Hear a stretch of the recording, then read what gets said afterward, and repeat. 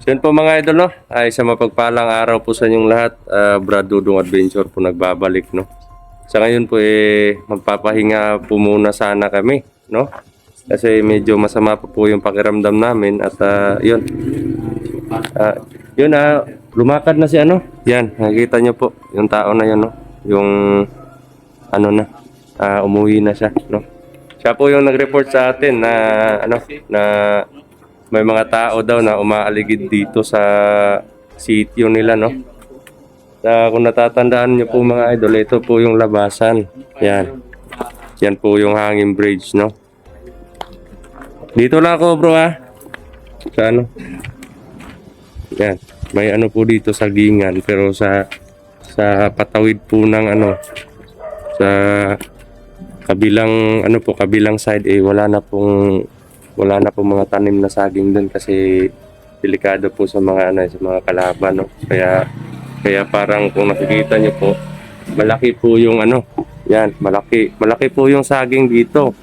Pero pag tungtong doon sa kabila, medyo delikado na po doon mga idol, no? Kasi may mga kalaban po. At yun,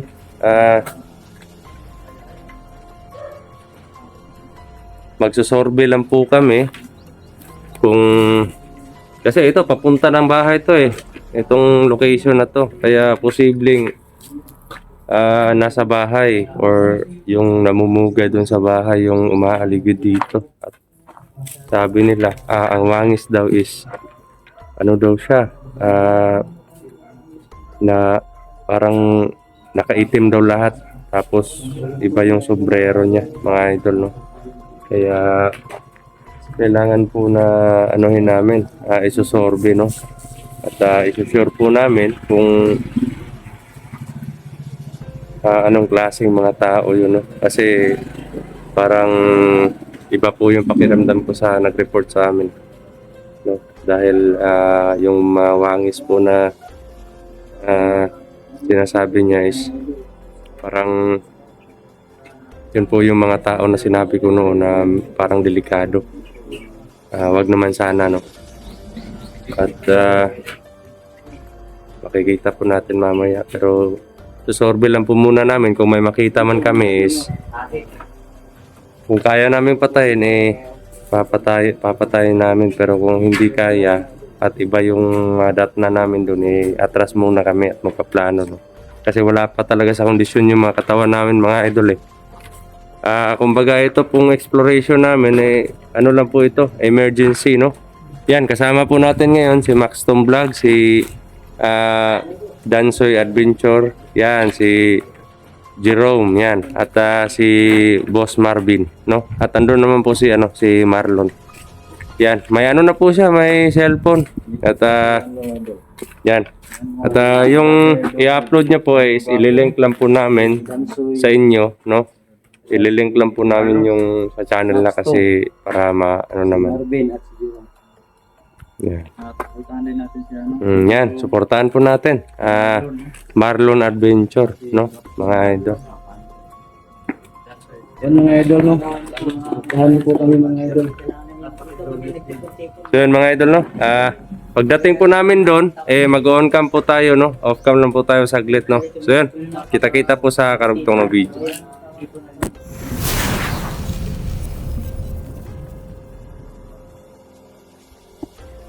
Yun po mga idol, no? Andito na po kami sa location kung saan malapit po tayo sa ano, daanan papunta sa bahay, no? Dito po kami dumaan sa gilid ng sapa. Yan. Andito po kami sa may kawayan. Andun pa po sila Brother Max, yan, si Jerome. Yan. Kami po ni Dansoy, andito po kami sa ibabaw, no? At yun, usapan po namin, magsusorbe po muna kami, hindi kami gagawa ng anumang ikaka-alerto ng kalaban, no?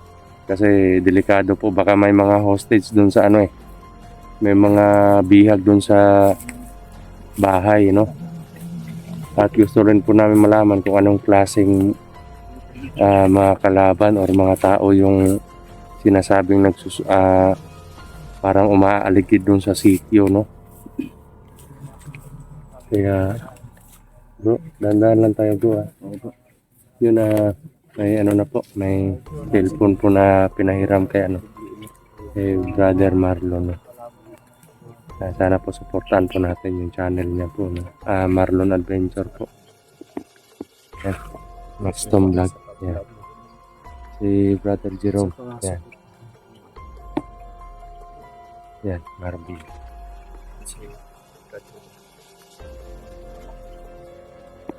So, ano bro? Dahan-dahan tayo dun bro. Ha? Huwag lang tayong kumpiyansa kasi delikado eh. Si Marvin. At si ano naman po si Julius may nilakad po kasi kaya hindi po siya nakasama ngayon. Pero yun, sinabi namin na sorby lang naman kami muna. No, para ma-secure yung area or ano yung dapat gawin pagplanuhan, no? Para pagdating sa talagang yung maka-open na kami ng mission, alam na namin yung gagawin namin. Kasi may mga technique din yung mga kalaban na kailangan namin basagin. Kailangan may counterpart tayo doon sa mga plano nila, mga galaw at yung sa mga ano nila. Kasi lahat po ng grupo may choreography. Kailangan natin basagin yon para hindi tayo maipit sa labanan, no? Hindi porket marami tayo, kaya na natin lahat. Hindi natin alam yung tactic nila.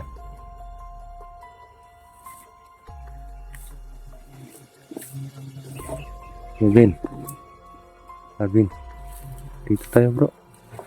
Dandahan tayo dun sana. Dandahan tayo dun sa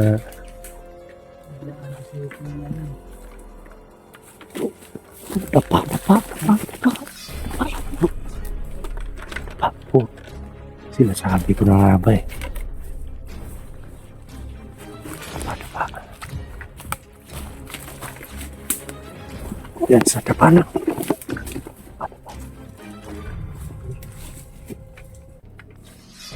Alaka. Bro, mga tabunan to bro. Mga tabunan to. Mga tabunan bro. Sino bro? Nako. Dapa. Delikado, dapa ka dyan. Tabunan to. Binaboy ng ano? Iba to, ibang grupo yun eh. Ibang grupo to. Ito yung sinabi ko na delikadong mga tao talaga to. Walang baril bro. Huwag kayo maingay. Dapa.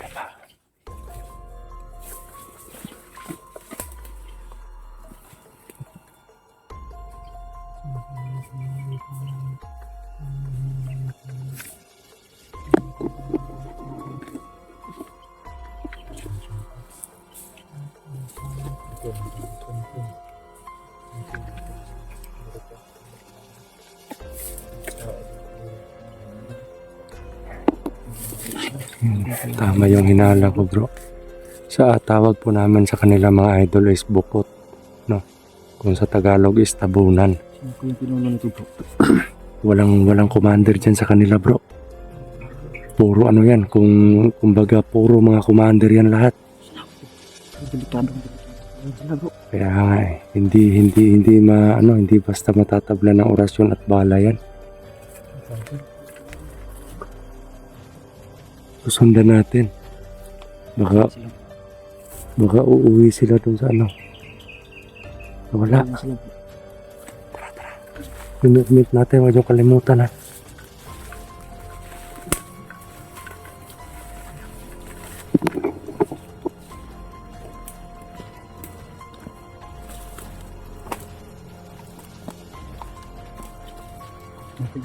Ngayong tatlo, clear natin yung area.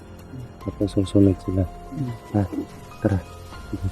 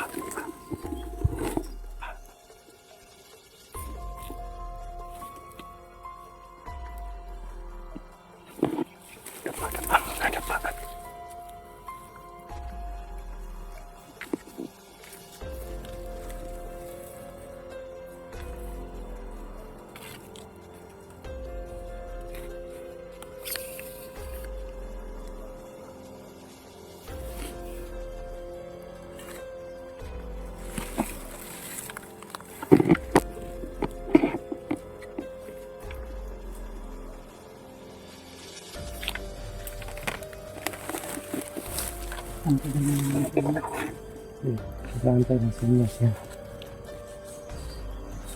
Sinyasan lang natin to clear na.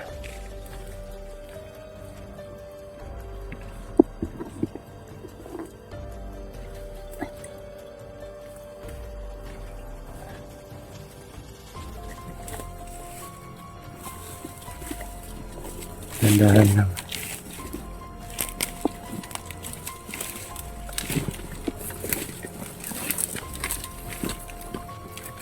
Dahan.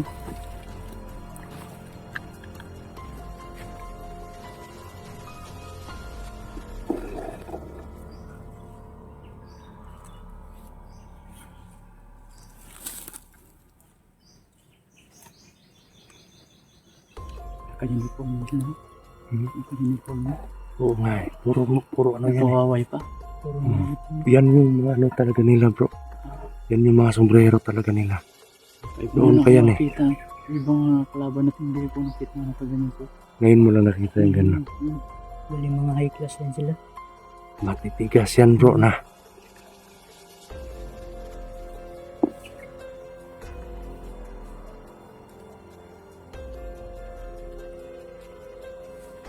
Clear muna nila. Clear muna nila yung ano. Bago tayo susunod. Yan. Sinyas na. Tara.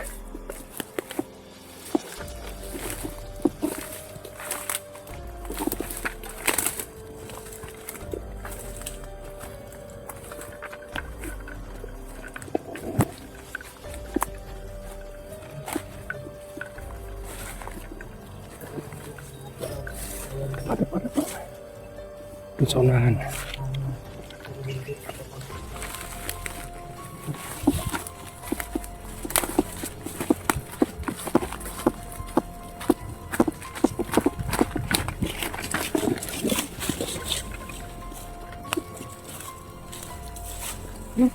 Sasalat na.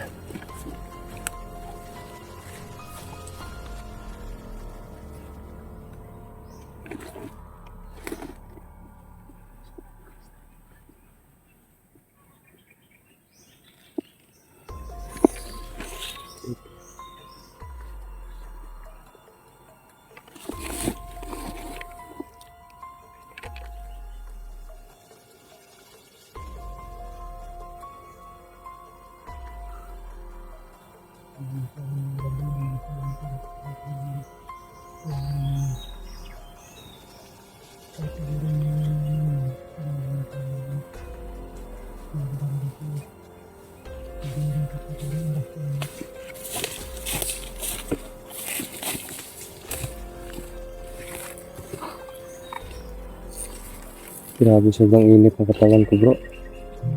Pakiramdam ko dito bro. Parang may sila siguro yung aura na naramdaman ko nung nakaraan. Yan yung nararamdaman ko ngayon. May mas malaki pa doon banda sa bahay. Marami siguro sila dito. Oo nga eh. Matagal na nilang pinagkampuhan niya. Marami sila bro.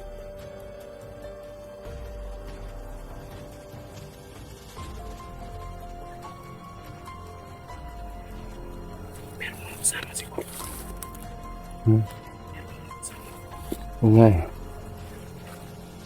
Wala siguro yan sa amin. Sa amin. Hindi ko ito papasok sa amin.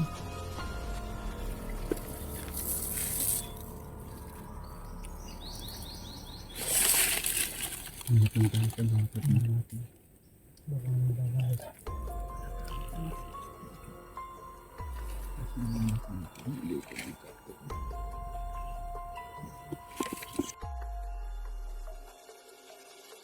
Kailangan talaga na tapusin yung mga tao na yan kung may idea tayo.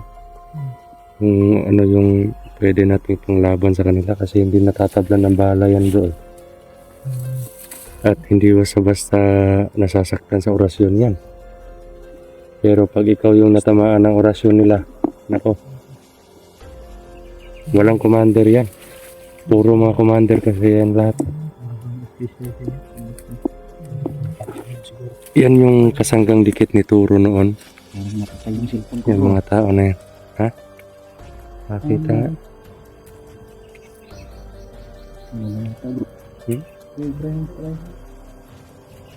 Okay na. Okay. Wala na. Wala nang ano. Storage? Hindi talaga pwede yung ano na yan. Hindi gumagana. Yung storage niya, hindi talaga pwede. Hindi lang. Di bale bro, makaka-cellphone ka rin bro. Kayong dalawa ni Brother Jero. Nawala sila. Lupangin natin.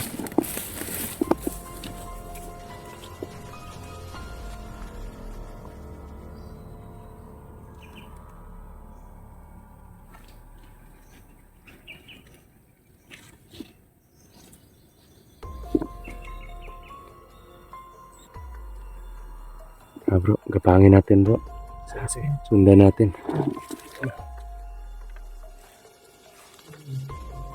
Tara. Ang bagay yung boses nila. Parang nag-uusap sila dun banda. Ay, kasama pa siguro yan bro. Oo nga eh. Parang galit bro. Parang may naano sila.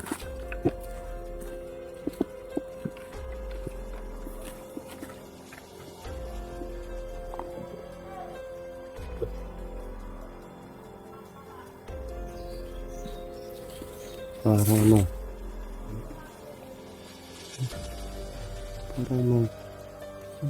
Puntahan natin bro. Galit sila. Parang galit sila eh. Dito na po kami sa daanan. Puntang bahay.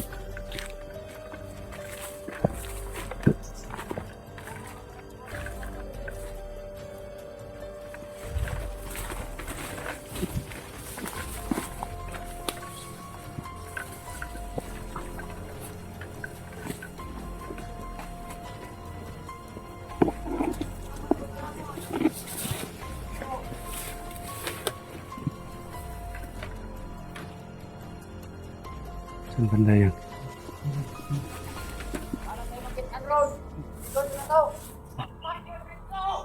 Puta. Putik. Nakikita sila bro. Sobrang ano naman. Malalaki yung Agresibo boses. sila, Oo, agresibo. Hanggang sa kumpiyansa. Hanggang sa kumpiyansa.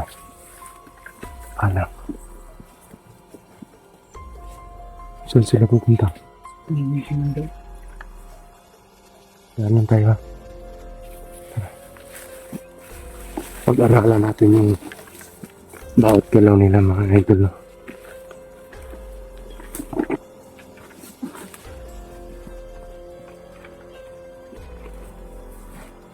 Yun.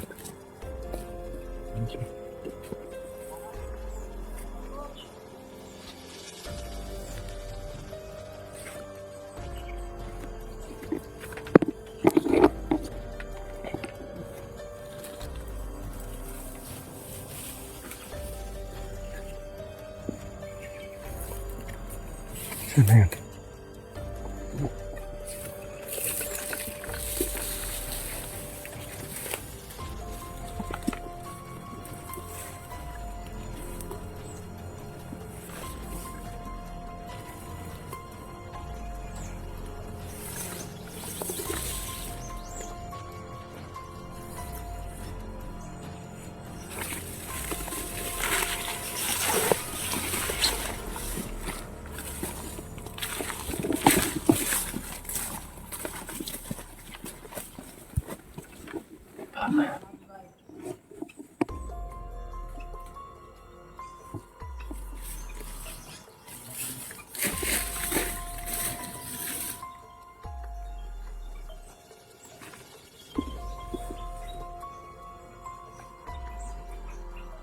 Marvin, yuko ka.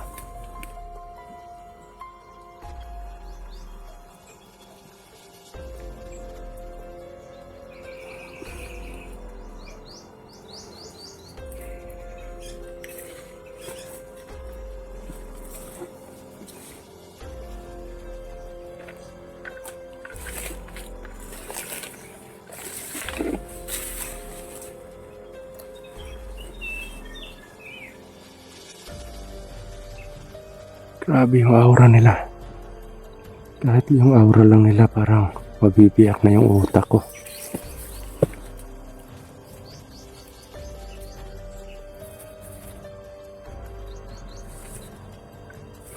Kahit anong gawin natin dyan, medyo mahihirapan tayo.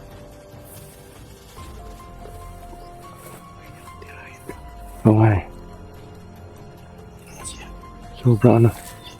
Sobrang matigas yung aura nila. Kailangan natin magplano muna. Tara dito tayo. Bro, dito tayo bro.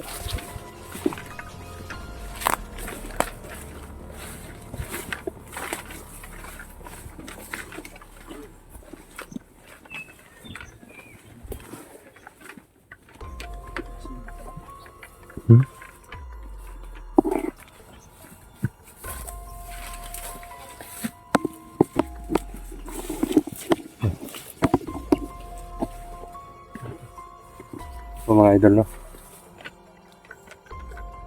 Kailangan po muna namin magplano mga idol, no? Kasi yan po yung mga sinasabi ko na mga tabunan or yung mga bukot po sa amin kung tawagin. Yung hinala ko po na nalapit si Turo sa kanila kasi parang alam na ni Turo na may sumpa tayo sa kanya eh. Kaya siguro nanghingi siya ng tulong dyan. Akala ko naubos na yan noon kasi nakipaglaban yan sa noon eh. Yung mga tao na yan. Malalakas talaga sila bro. Bilang mga baro. Medyo to bro. Medyo malaking problema to sa mission natin yung mga tao na yan. Lalo na kung sila yung may hawak doon sa mga kapatid ni Marvin. At siguro, kutob ko lang, baka andun sa bahay yung mga kapatid mo. Yung nakaraang exploration natin, nagtaka ako bakit ang laki ng aura na nasasagap ko doon sa bahay banda. Yun na siguro yun. Yung mga aura siguro nila yung nararamdaman natin. Sila talaga siguro. Just, hanggang dito nga, sobrang init ng katawan ko eh.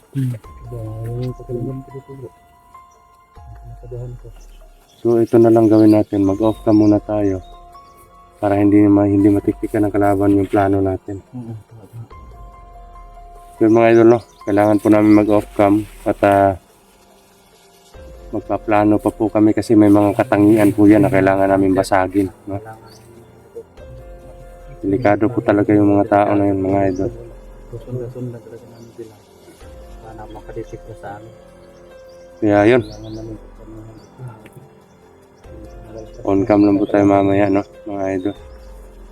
At maraming salamat po sa panonood ng video natin.